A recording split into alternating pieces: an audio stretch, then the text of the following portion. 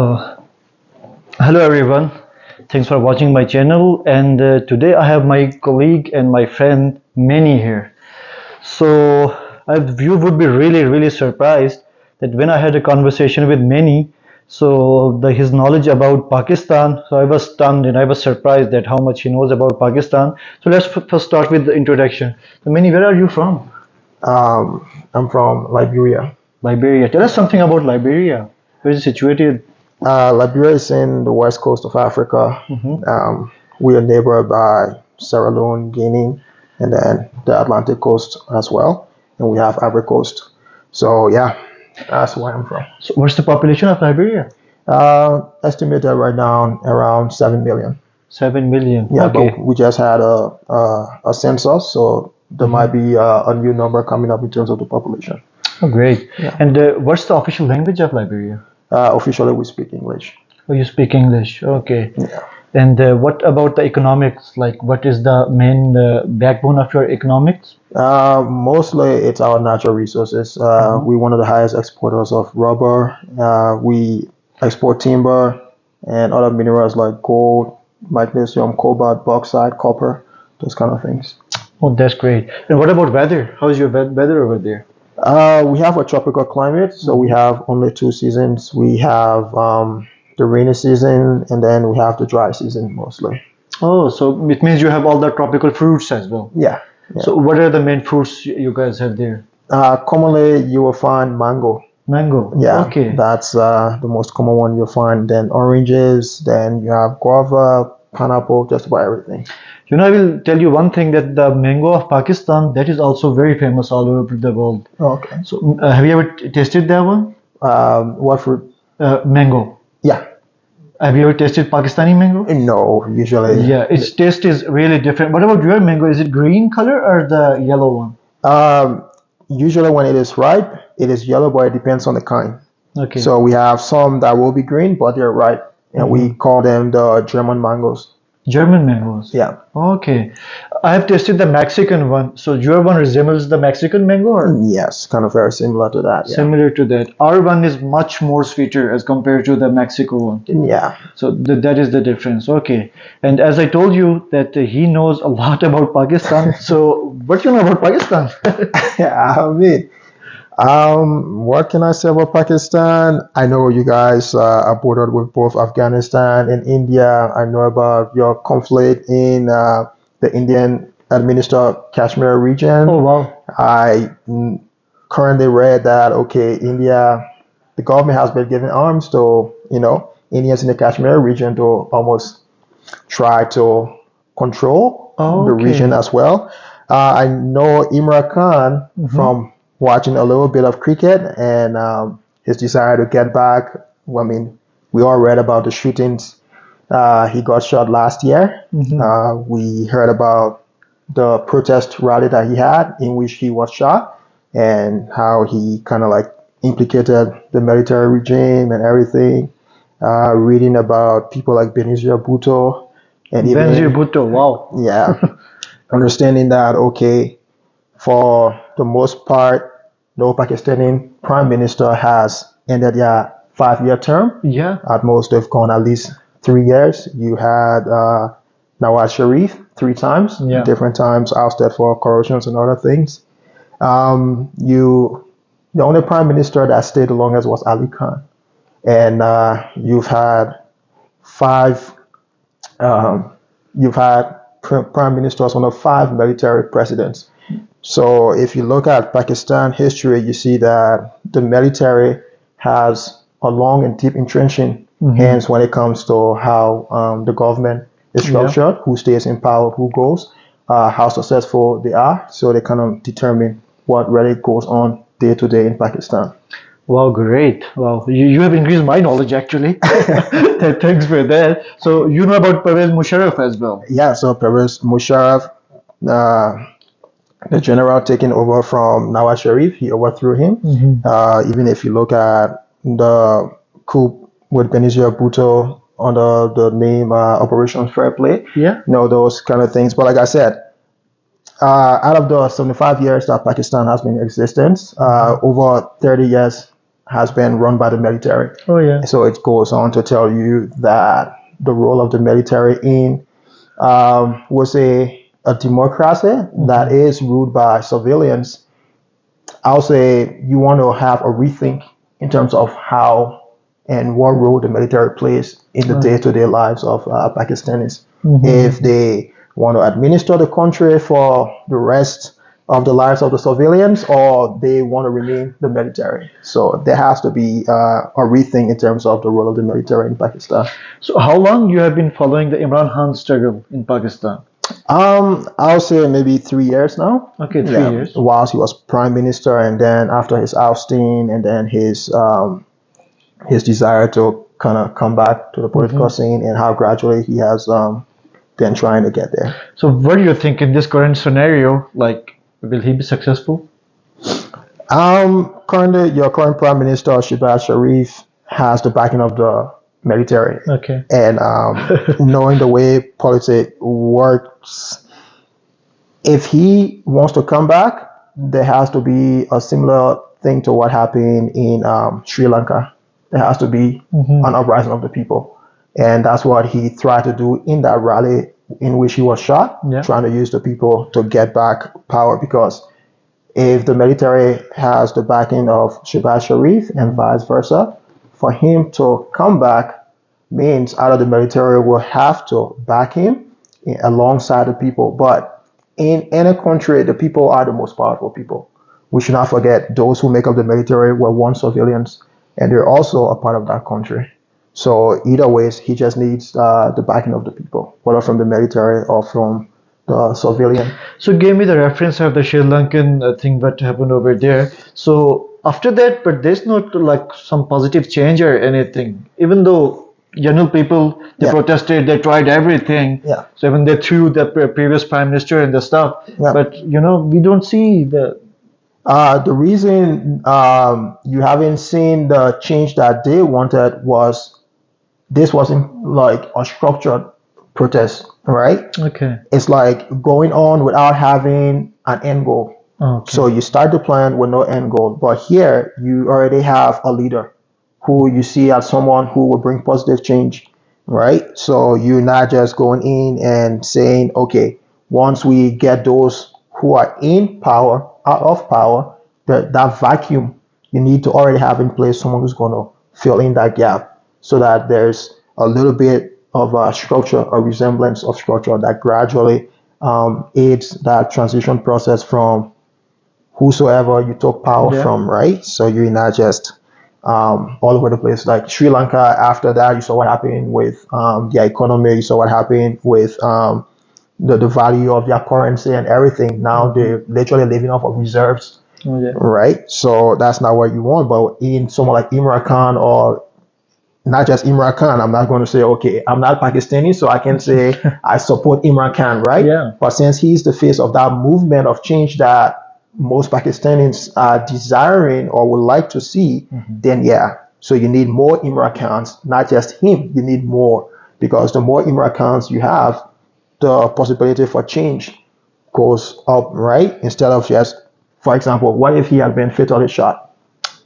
What happens to the movement for change, right? So that's what Pakistanis have to ask themselves. Okay, after Imran Khan, what does the future hold? What do we want for Pakistan, right? Do we want a Pakistan wherein it represents all of us, where we can feel at home, where we know our children can grow, that we can kind of look forward to a better future, instead of the, okay, coup, military, yeah.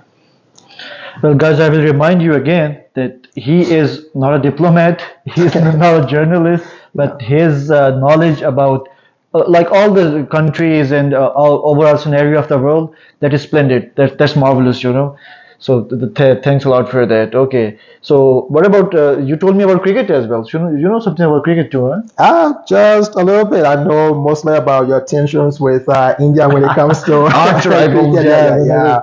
The arch rivalry, it's something else. I know a few of my Indian friends I used to work with. They will take the day off when you guys are having your test series. They don't come to work. They take the day off and they will sit there and watch it. And sometimes I'll go around joking with them, like kabaddi, kabaddi, kabaddi, knock them and I run off, just to distract them, right? Yeah. And a few Pakistanis I have met, as soon as you say cricket, they'll be like, yeah, we're beating those Indians today, right?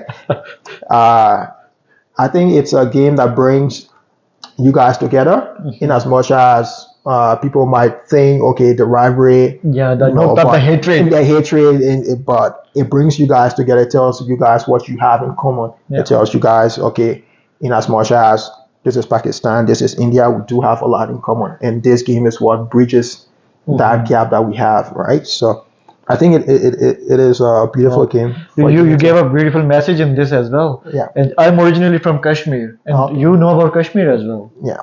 So what do you know about Kashmir? Most often when people talk about Kashmir, the only term like I used earlier on was India administer or the Pakistan administer Kashmir, right?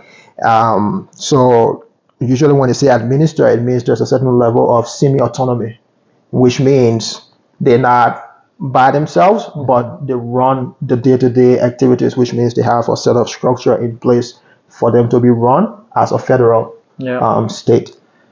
It was a princely state, so after that, there was their self-owned government. Yeah. But later, whatever happened. Okay, wow, great.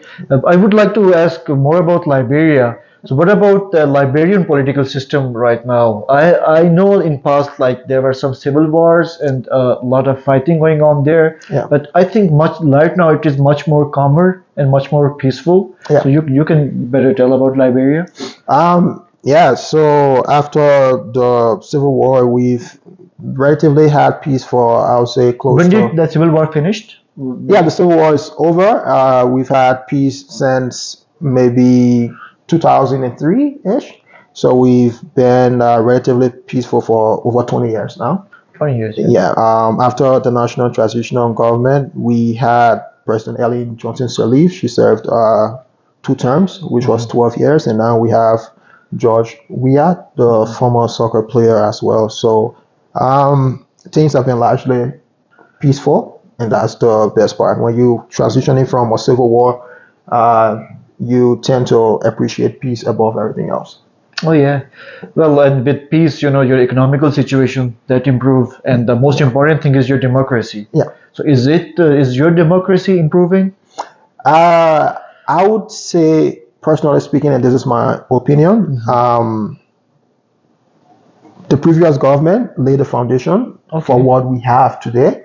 Perfect. But transitioning and then having that democratic consolidation that you're looking for, which is the strength in your democratic institutions that you have, it's been a little topsy-turvy, up and down, right? But it all depends on the government. But in the previous government, which I lived under, I can speak to that. I'll say there were a lot of changes, a lot of economic growth. There were a lot of opportunities that we had. I went to school back home. The institutions were run in a proper manner, but you go home these days, there's a little bit of a decline, I would say. Okay. Yeah. Okay, enough I think about politics, so let's come to some delicious part. So what about your main staples, your food? I would like to know about that. Our staple food is mainly rice. Rice. Okay. Yeah, it's mainly rice. Everything else, it's secondary. We could eat bread in the morning, have oatmeal, anything in the morning, but we have to end the day with rice. Oh, perfect. And do you know anything about Pakistani food? No. Not at all. No. So you read a lot about politics, but you never read anything about food. Yeah, I mean, that's my background, political science, international studies, Yeah. obviously. But So are you a fan of trying different cuisines, or yeah, I'm a fan of trying different cuisines. so you never tried any India, Pakistan, Bangladeshi food? I've tried a lot of Indian meals. Like I said, I had a lot of. It's almost same. Like India, Pakistan food is, Yeah. a culture, language, even the beering, eating, everything is almost same. Yeah. Okay. So what did you try like Indian food? Do you remember any name? I know I've tried the. What's the? Chicken biryani. There's biryani. There's I've tried the karai. biryani. What's the one they commonly sell in the stores here, the 7-Eleven? 7-Eleven. They make it like meat pie. Okay, meat pie. Which one is It's that? almost like they stuff it It's like bread, then they put chicken in it. Oh, samosa. Samosa. Okay, gotcha. Try that. Obviously, I cook butter chicken now because of since I tried it, I like it. So Yeah. I cook butter chicken now. So you can handle spices? Oh yeah. Okay. Planning to visit Pakistan. And trust me, like if you give this type of interview to any news channel over there, so they might select you as the next prime minister, maybe. Trust me. I'm so on my bucket list. I want to visit at least every continent, Wow. right? And then gradually start visiting countries by countries. So I mean, I don't mind visiting Pakistan. I mean, the language barrier will obviously be a thing, right? Pakistan, even the street vendors, even the person who never went to school, Yeah. so they can even communicate a little bit. Okay, Yeah, right. Yeah. So obviously, I wouldn't mind visiting Pakistan or anywhere. Yeah. Okay, great. And how many continents have you visited? Visited 3 now so far. I've been to Europe, been here, North America. I've been to Africa, obviously. So it's time to visit the Middle East a little bit. Time to visit. Oh, really? Yeah, it's time to visit Latin America. Wow. So approximately how many countries we are talking about? Um, So Ghana, Ivory Coast, Benin, Nigeria, been to the Netherlands, been to the UK, England, Wow. the US, now Canada. So also roughly about 8 countries now. Wow, that's great. Yeah.